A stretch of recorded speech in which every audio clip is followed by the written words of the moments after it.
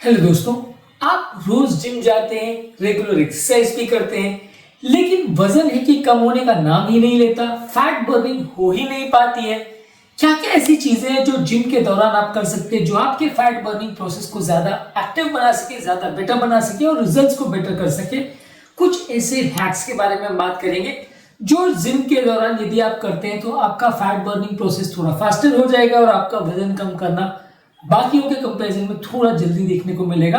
आज का टॉपिक है इंपॉर्टेंट हैक्स जो आपको जिम के टाइम करने चाहिए फैट बर्निंग को फास्टर करने के लिए।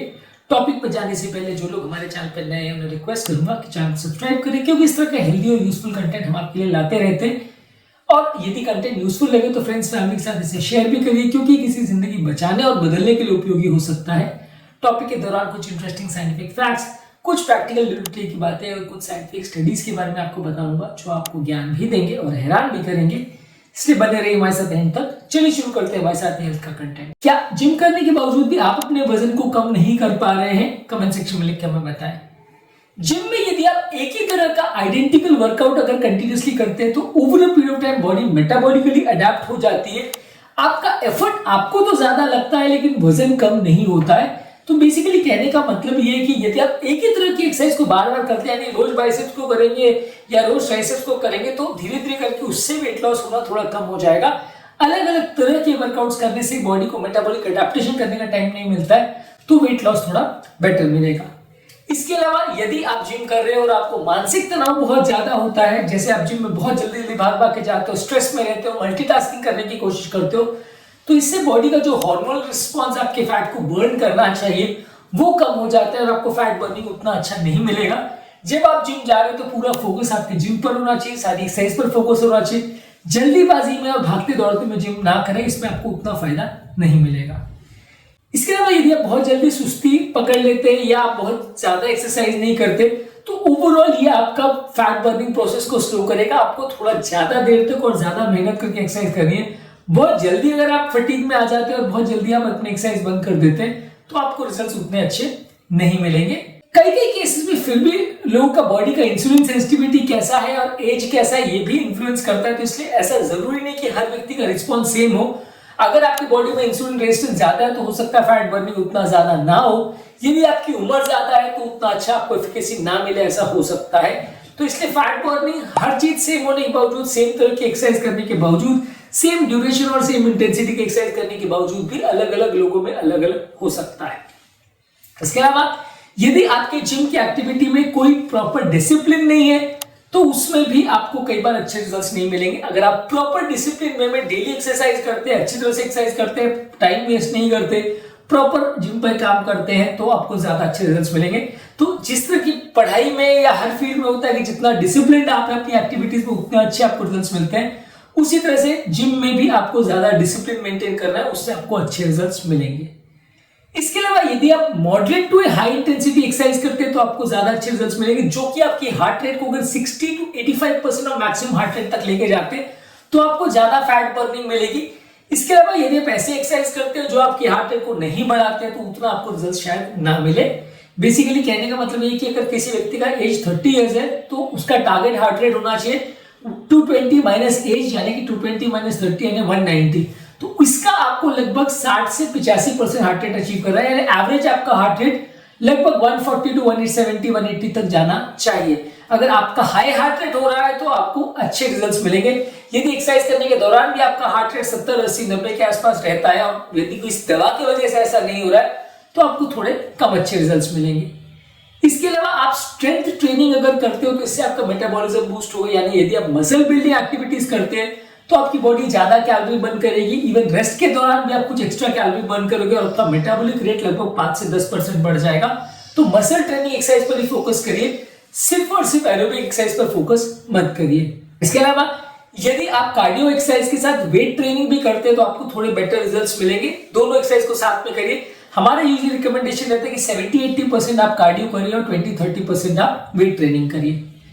इसके अलावा HIIT यानी हाई इंटेंसिटी इंटरवल ट्रेनिंग आप करते हैं, जिसमें कुछ 30-40 सेकंड के लिए आप बहुत अग्रेसिव एक्सरसाइज करते हो, फिर 30-40 सेकंड स्लो एक्सरसाइज करते हो। ऐसा रिपीटेशन में आप बार बार करते हो तो इसको हाई इंटेंसिटी इंटरवल ट्रेनिंग बोलते हैं। इसके अलावा ऐसी एक्सरसाइज पर फोकस करिए जो बड़ी मसल ग्रुप्स पर फोकस करती है, जैसे स्क्वाट्स, डेडलिफ्ट्स, लंजेस, पुशअप्स और रोज, ये ऐसी मसल्स की एक्सरसाइज है जो एक बार में मल्टीपल मसल्स को एक्सरसाइज करवाती है। इस तरह की एक्सरसाइज में आपको ज्यादा एनर्जी लॉस होगा as compared to isolation exercise. अगर आप ऐसी एक्सरसाइज कर रहे हो जो सिर्फ एक ही मसल पे फोकस करती है, जैसे बाइसेप की एक पर्टिकुलर मसल की एक्सरसाइज कर रहे हो, ट्राइसेप की एक पर्टिकुलर मसल की एक्सरसाइज कर रहे हो, तो एनर्जी लॉस आपको कम मिलेगा। ऐसी एक्सरसाइज कर रहे हो जिसमें आपकी एक बार में बहुत सारी मसल्स अगर यूटिलाइज हो रही है तो बेटर रिजल्ट्स मिलेंगे आपको। ज्यादा मसल एक्सरसाइज होंगी तो ज्यादा कैलोरी बर्निंग होगी।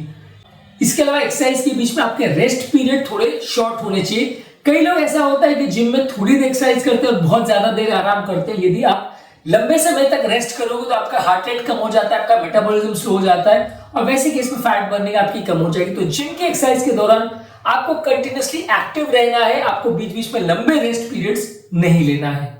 इसके अलावा आपकी बॉडी मेटाबॉलिकली कैसे बिहेव करती है ये भी डिसाइड कर सकता है कि आपका रिस्पॉन्स कैसा हो। अलग अलग लोगों में अलग अलग तरह का रिस्पॉन्स हो सकता है। यदि आपका बॉडी का कंटिन्यूस मस्कुलर डिमांड है, यानी एक के बाद एक आप एक्सरसाइज अलग अलग तरह की या सेम तरह की एक्सरसाइज को करते जाते हैं, तो आपको ज्यादा अच्छा रिजल्ट्स मिलेगा एज कम्पेयर टू वो व्यक्ति जो एक ही तरह की एक्सरसाइज करता है, फिर 10 मिनट का रेस्ट लेता है, फिर एक तरह की एक्सरसाइज करता है। वैसा नहीं करना चाहिए, आपको कंटिन्यूसली अलग अलग तरह की एक्सरसाइजेस करते रहना चाहिए। जर्नल ऑफ अप्लाइड फिजियोलॉजी में बताया था कि जर्नल ऑफ अप्लाइड फिजियोलॉजी में एक आर्टिकल में बताया गया था कि सस्टेन मस्कुलर एंगेजमेंट से और अप्रोप्रिएट इंटेंसिटी की एक्टिविटीज करने से आपका फैट बर्निंग ज्यादा होता है। वो आपकी माइटोकॉन्ड्रिया यानी फैट बर्निंग सेल्स का जो पोर्शन है उसको ज्यादा रिक्रूट करता है।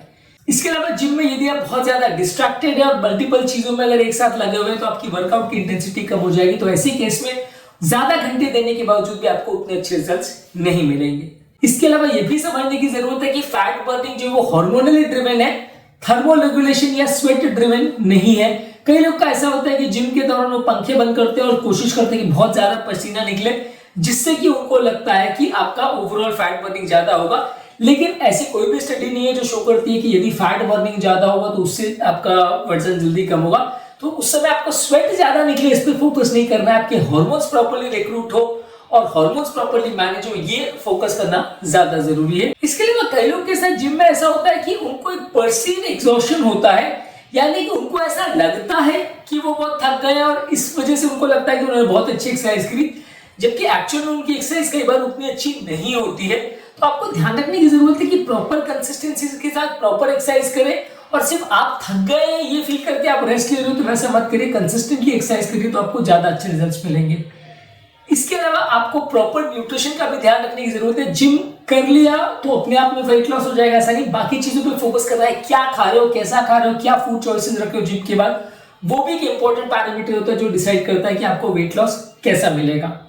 लोगों को ऐसा लगता है कि अगर जिम में आपने ज्यादा पसीना बहाया तो आपका अपने आप ही इसका मतलब ये होगा कि कैलोरी बर्निंग ज्यादा होगी, पर ऐसा जरूरी नहीं है। पसीना कम या ज्यादा आना अलग अलग फैक्टर्स पर डिपेंड कर सकता है और कैलोरी बर्निंग के या वेट लॉस के डायरेक्टली प्रोपोर्शनल हो ऐसा जरूरी नहीं है। इसलिए पसीने पर नहीं, कितनी कैलोरी बर्न कर रहे हो, कितना ट्रेन कर रहे हैं, उस पर ज्यादा फोकस करिए। इसके अलावा कई बार यदि आप ओवर ट्रेन करने की कोशिश करते हैं और बहुत ज्यादा बॉडी को अगर परेशान करते हैं तो उसमें भी बॉडी में स्ट्रेस हार्मोन जैसे कॉर्टिसोल बनते हैं जो कि उल्टा फैट स्टोरेज को बढ़ा सकते हैं। इसके अलावा इस तरह के पेशेंट में कई बार इंजरी का रिस्क भी हो जाता है जिसकी वजह से कई दिनों तक आपको रेस्ट लेना पड़ता है। तो ओवर ट्रेन मत करिए, moderate to high intensity exercise करिए, लेकिन बहुत ज्यादा एक्सरसाइज कर रहे हैं, 5-5, 6-6 घंटे लगे हुए हैं या एक बार में इतनी एक्सरसाइज करिए कि हाथे पांव दुखने चालू हो गए, बार बार वैसा आप कर रहे हो तो वैसा मत करिए, नहीं तो आपके रिजल्ट उतने अच्छे नहीं आएंगे। इसके अलावा जिम के बाद आपको प्रॉपर नींद लेना भी जरूरी है। यदि आपकी नींद प्रॉपर पूरी नहीं होती तो वो भी आपके स्ट्रेस हार्मोन्स को अफेक्ट करता है, उसकी वजह से भी वजन आपका अफेक्ट हो सकता है। तो प्रॉपर स्लीप और प्रॉपर रेस्ट का होना भी जरूरी है। इसके अलावा अपने बॉडी वेट कैसा आपका गेन हो रहा है या लॉस हो रहा है, रिजल्ट्स मिल रहे हैं कि नहीं मिल रहे, उस पर प्रॉपरली फोकस करें, रेगुलरली इसको चेक करते रहे। यदि आप उसको चेक नहीं करेंगे तो आपको प्रॉपर रिजल्ट्स नहीं मिलेंगे या कितना रिजल्ट्स मिल रहे हैं उसको आप ट्रैक नहीं कर पाएंगे। तो रेगुलरली वेट को चेक करते रहना, मसल्स का या लीन मास का वेट कितना है वो सारी चीजों को चेक करना, वेस्ट सर्कमफ्रेंस को चेक करना, ये रेगुलरली जरूरी है, नहीं तो आपको शायद उतने अच्छे रिजल्ट्स नहीं मिलेंगे। आज के टॉपिक में हमने बात करी कि जिम में आप क्या क्या कर सकते हो जो आपकी वेट लूजिंग कैपेसिटी को या कैलोरी बर्निंग को ज्यादा फास्टर रखेगा। ओवरऑल आपको कोशिश करना है कि कंसिस्टेंटली एक्सरसाइज करना है, बड़े मसल्स को एक्सरसाइज करना है, रेस्ट टाइम कम रखिए, कंटिन्यूस मूवमेंट रखिए, एक्सरसाइज के बाद जंक फूड ज्यादा मत खाइए, प्रॉपर नींद रखिए, प्रॉपर रेगुलर फोकस जिम पर ही करिए, मल्टीपल टाइम्स डिस्ट्रैक्टेड मत होइए और रेगुलर बेस पे मल्टीपल तरह के एक्सरसाइजेस पर फोकस करिए।